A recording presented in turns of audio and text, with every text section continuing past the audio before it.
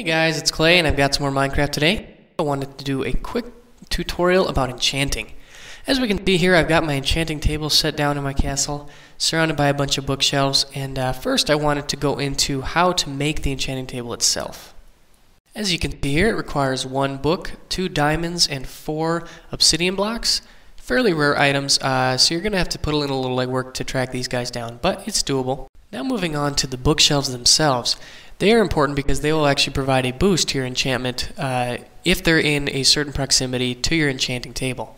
Looking first at how to make a bookshelf, you're going to need a total of 6 wooden planks as well as 3 books. 30 bookshelves is going to give you the maximum boost, and you need to arrange them as such. You need to leave 1 space in between your enchanting table and the bookshelves, and you're going to arrange them in rows of 5 stacked 2 high.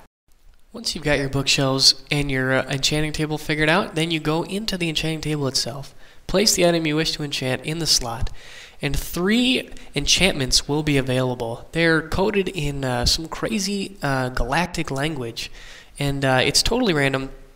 It's based on the amount of experience that you have available for your character, and it picks from a list of possible enchantments, but it's impossible to know what you're going to get until after you're done. So there is an element of mystery to it.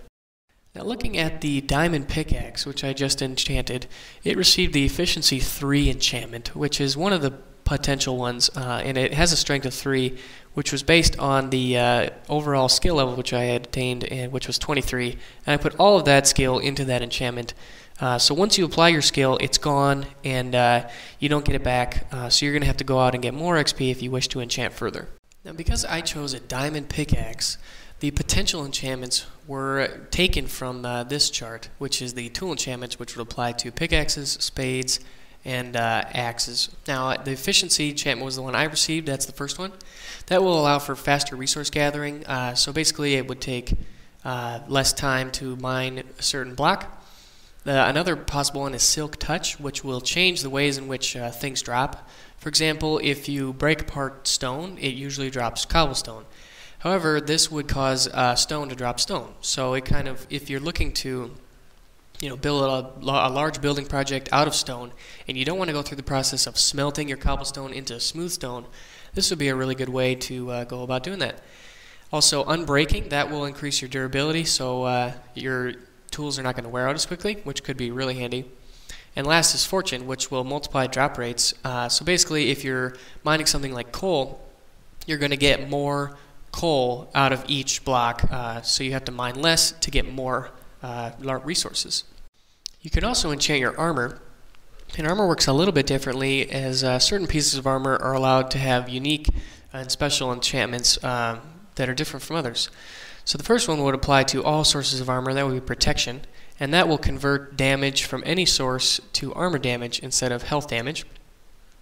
The next would be fire protection, which would help protect you against any sources of fire, which could be very useful if you're dealing with lava, or if you're in the nether and there's a lot of fire going on. One that would only apply to your boots would be feather falling, which would help prevent falling damage, and that could really help if you're running around in the mountains and you need to jump down quickly. This could really help with that. Another one is blast protection. This one would protect you against any sort of explosion, like creepers or TNT. Projectile protection will mostly help you against skeletons and their arrows. And then respiration and aqua affinity apply only to your helmets.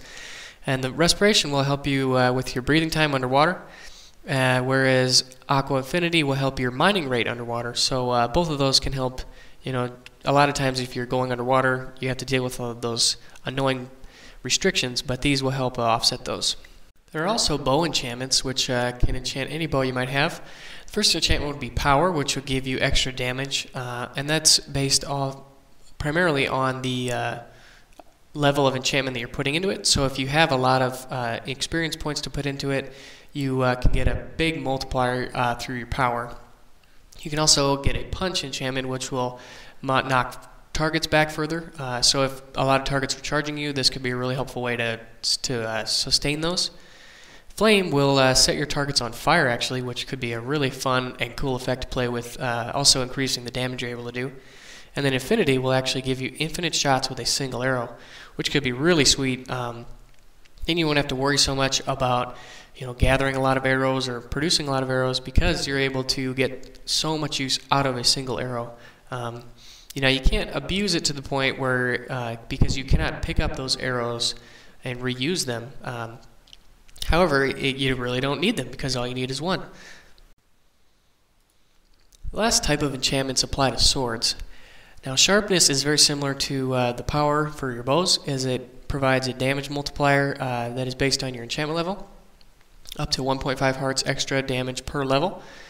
And then Smite will apply extra damage only to zombies, zombie pigmen, skeletons, and endermans, but that will provide a 2 hearts extra damage. Now, Bane of the Arthropods would apply only to spiders, cave spiders, and silverfish, which is also an extra 2 hearts of damage per level. Now, with those first 3, they're providing extra damage. The first one is more general, as it would apply to everything, whereas the next 2, Smite and Bane of the Arthropods, apply only to specific types of mobs, but they do give you extra damage multipliers. So if you plan on fighting a lot of zombies or something like that, then having a Smite sword could be really beneficial. Going on, the knockback enchantment will. This also was seen in the bows, as it will knock back any mobs or attacking players. Fire aspect will light your targets on fire. That was also seen in the bows. And then the looting enchantment will actually cause mobs to drop more loot, which could be good, and will also increase the chance of getting a rare drop. So the sword enchantments are pretty sweet. They cover kind of a large radius. There's a lot of different ways you can go with it, but again, they're all pretty cool. There's a lot more to enchanting that I've covered, but these are the basics. It's really fun. It can really allow you to make some really sweet, unique, and powerful items in ways that you couldn't do before. So hope you guys go out there, get a lot of experience, and enjoy some enchanting. I hope you enjoyed the video, and if you did, let me know. Enchanting has been a really fun part of my Minecraft experience, and I hope it's also for yours. Enjoy.